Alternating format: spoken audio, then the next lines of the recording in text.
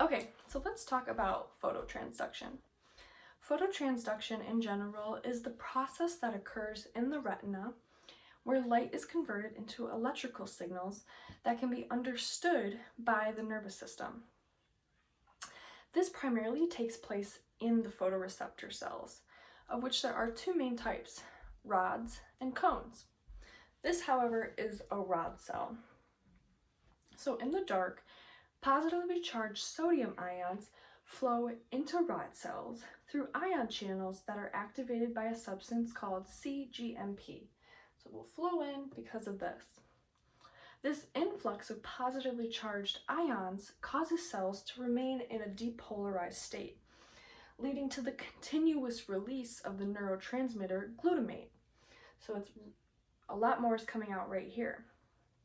Inside the rod cell, there is a substance called rhodopsin, which is right here, which is made up of a protein called opsin and a molecule called retinol, which is capable of absorbing light. Here's my light source. When retinol absorbs light, its configuration changes, an event that prompts opsin to activate a protein called transducin.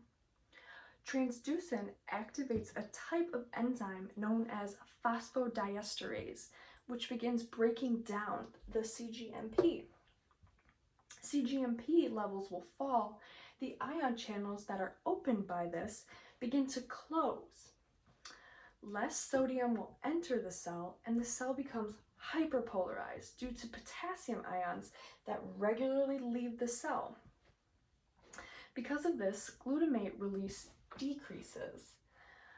This decrease in neurotransmitter release acts as a signal that a light stimulus is present, so less neurotransmitters will come out in comparison to that.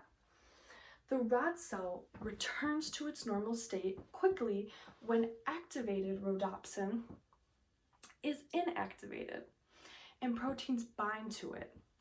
This protein blocks the ability of rhodopsin to activate transducin, which makes the cascade unable to continue. A process that restores retinol to its original configuration, making it ready to absorb light once again.